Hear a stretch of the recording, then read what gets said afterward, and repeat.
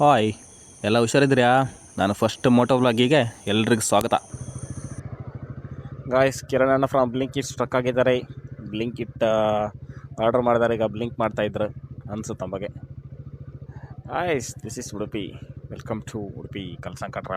Traffic ಅಲ್ಲ, road ಸರಿ ಮಾಡ್ತಿದ್ದಾರೆ, ಅದಕ್ಕೆ ಟ್ರಾಫಿಕ್ ಅಷ್ಟೇ, ಬೇರೆ ಎಂತ ಇಲ್ಲ. ಇಲ್ಲಾಂದ್ರೆ ಸಂಡೇ ಎಲ್ಲ ಇಷ್ಟಪಟ್ಟು ಟ್ರಾಫಿಕ್ ಇಪ್ಪದು, ಇಲ್ಲಿ ಕಮ್ಮಿ ಟ್ರಾಫಿಕ್ ಇರಲ್ಲ. ಸೊ ಇವತ್ತು ಇದು ರೋಡ್ ಸರಿ ಮಾಡ್ತಿದ್ರು, ಅದಕ್ಕೆ ಸ್ವಲ್ಪ ಟ್ರಾಫಿಕ್ ಅನ್ಸುತ್ತೆ ಅಷ್ಟೇ. ಇಲ್ಲಾಂದ್ರೆ ಇಷ್ಟಪಟ್ಟು ಟ್ರಾಫಿಕ್ ಇರ್ತಿಲ್ಲ. ಇದೆಲ್ಲ ರೋಡ್ ಹೆಚ್ಚಿಂದ ನಾಡ್ದು ಮೋದಿ ಬರ್ತರು, ಅದಕ್ಕೆ ಪ್ರಿಪ್ರೇಷನ್ ಅಲ್ಲಿ ನಂಗೆ ಅಂದೊಳೆ ಅನಿಸುತ್ತಪ್ಪ. Udupi guys from Udupi. ಹೆಂಗೆ ನಿಮ್ದೆಲ್ಲ ಎಂಥ ಅಭಿಪ್ರಾಯ? ಅದಕ್ಕೆ ಎಲ್ಲ ರೋಡ್ ಸರಿ ಮಾಡ್ತಿದ್ರೆ.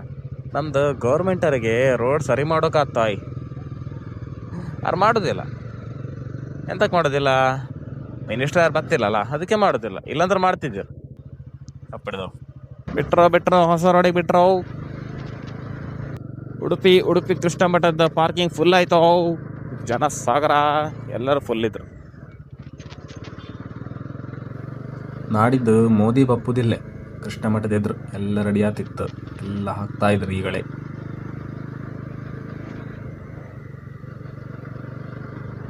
ಇಲ್ಲೇ ಬತ್ರ ಎಲ್ಲ ಫುಲ್ ಪ್ರಿಪ್ರೇಷನ್ ಅಲ್ಲಿ ನಡೀತಿತ್ತು ಕಣಿ. ನೀವು ಬತ್ರ್ಯಾ? ಒಂದು ಕಮೆಂಟ್ ಹಾಕಿ ಕಂಬ.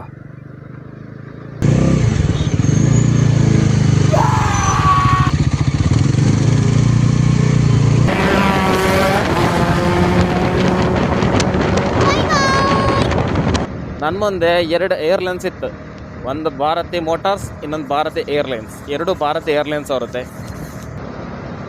ನಾನು ಜಸ್ಟ್ ವೆಯ್ಟ್ ಮಾಡ್ತಿದ್ದೆ.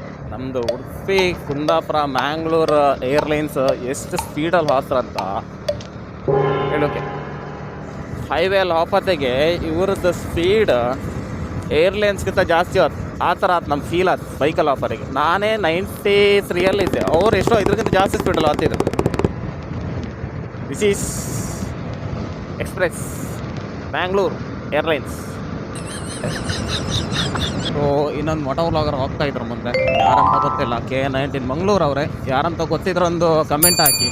ಸೊ ಮಾತಾಡೋಕ್ಕಂತ ಅನ್ಸ್ಕೊಂತಿದ್ದೆ, ಬಟ್ ಏನೋ ಒಂಥರ ನಾಚಿಕೆ, ಅಷ್ಟು ಕಾನ್ಫಿಡೆನ್ಸ್ ಬರ್ತಿಲ್ಲ. ಅದಕ್ಕೆ ಸುಮ್ಮನೆ ಅವ್ರ ಹಿಂದೆ ಹೋಗ್ತಿದ್ದೆ ಅಷ್ಟೇ. ಎಂತ ಗೊತ್ತಾ, ಹೀಗೆ ಬೇರೆ ಆಫತ್ತಿಗೆ ಅವ್ರನ್ನ ಓಟೆ ಮಾಡ್ಕೊಳಕ್ಕೆ ಒಂಥರ ಆಯ್ತು. ಎಂತ ಕೇಳಿ, ಅವ್ರು ಎನ್ಸ್ಕೊಂಡ್ರು ಇವಂತ ರೇಸ್ ಮಾಡೋಕೆ ಬರ್ತಿದ್ದ ಅಂದಲ್ಲಿ. ನಂಗೆ ಅದಕ್ಕೆ ಈ ಥರ ಟೈಮಲ್ಲೆಲ್ಲ ಓಟೆಕ್ ಮಾಡೋಕೆ ಮನ್ಸಾತಿಲ್ಲ. ಸೊ ಇದು ಯಾರನ್ನಲ್ಲಿ ಗೊತ್ತಿದ್ರೆ, ನೀವು ಇನ್ಸ್ಟಾಗ್ರಾಮಲ್ಲಿದ್ದರೆ ಒಂದು ಕಮೆಂಟ್ ಹಾಕಿ ಕಂಬ. ಆ ಚಿಟ್ಟಿಗೆ ಒಂದು ಫಾಲೋ ಕೊಟ್ಕೊಂಬ, ಗುರ್ತ ಮಾಡ್ಕೊಂಬ. ಜೀವನದ ಬಂಡಿ ಇವ್ರದ್ದಲ್ಲ, ನಾವೆಲ್ಲ ಟ್ರಿಪ್ ಹೋಗ್ಬೋದು ಈ ಥರ ಕಟ್ಕೊಂಡೋದು. ಇವ್ರು ಜೀವನ ಸಾಗಿಸು ಈ ಥರ ಕಟ್ಕೊಂಡೋದು, ಅದೇ ಡಿಫ್ರೆನ್ಸ್. ಬೈಕ್ ಯಾವುದಾದ್ರೂ ಏನು ಎಂಥ ತೊಂದರೆ ಆಗ್ತಿಲ್ಲ, ಜೀವನ ನಡೆಸೋಕ್ಕೆ ಒಂದು ಗಾಡಿ ಇದ್ರೆ ಆಯ್ತು ಅಷ್ಟೇ.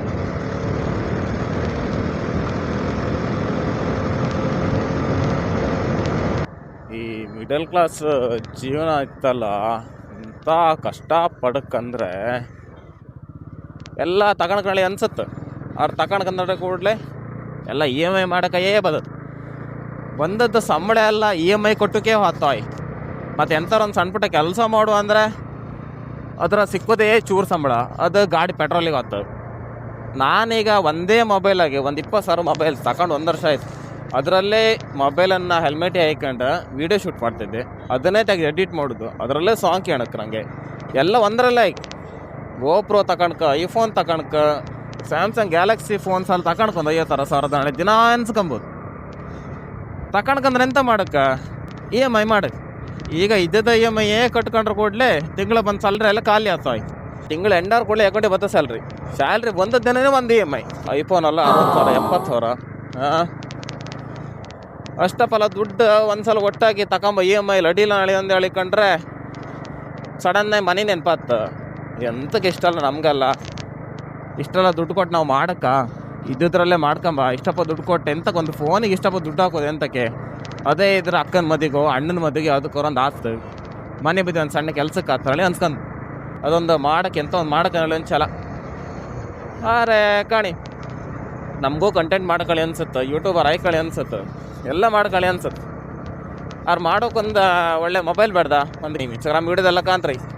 ಕಂಟೆಂಟ್ ಮಾಡೋಕೆ ಮೊಬೈಲ್ ಎಂತ ಕ್ಯಾಮರಾ ಎಂತ ಕಾಣಿ. ಆಯ್ತು ನೀವು ಕಂಟೆಂಟ್ ಮಾಡೋಕ್ಕಿದ್ರೆ ಮೊಬೈಲ್ ಬೇಕೇ, ಅಂದರೆ ಕ್ಲಾರಿಟಿ ಮೊಬೈಲ್ ಬೇಕು. ಈಗ ನಮ್ದಲ್ಲ ಮೊಬೈಲ್ ಕಾಣಿ 20,000 ಮೊಬೈಲ್, ಇದರ ಕ್ಲಾರಿಟಿ ಸಾಯಲಿ. ಮೊಬೈಲಾಗೆ ವೀಡಿಯೋ ತೆಗೆದುಕೊಳ್ಳಿ, ಆಚೆಗೆ ಹೊತ್ತು ಈಚೆಗೆ ಹೊತ್ತು ಅದು ಎಲ್ಲೋ ಹೊತ್ತು. ಈ ಸ್ಟೆಬಿಲೈಸೇಷನ್ ಎಲ್ಲ ಬತ್ತು ಈಗ ಹೊಸ ಹೊಸ ಫೋನಾಗೆ. ನಮ್ಮದ್ರ ಸ್ಟೆಬಿಲೈಸೇಷನ್ನ 4 ಆ್ಯಪ್ ಹೋಗಿ ಅದರ ಮಾಡೋದು. ಈಗ ಕ್ಯಾಪ್ ಕಾರ್ಡ್ ಎಲ್ಲ ಬಂದಿತ್ತು, ಒಳ್ಳೊಳ್ಳೆ ಆ್ಯಪ್ ಎಡಿಟ್ ಮಾಡ್ಕೊಂಡೇಳಿ. ಈ ಥರ ಶೇಕಿದ್ದು ವೀಡಿಯೋ ಇಲ್ಲಿ ಎಂಥ ವೀಡಿಯೋ ಇಲ್ಲಿ ಎಂತ ಮಾಡೋದು. ನಮ್ದು ಆ್ಯಂಡ್ರಾಯ್ಡೇ ಹೌದು, 20,000 ಆ್ಯಂಡ್ರಾಯ್ಡೇ.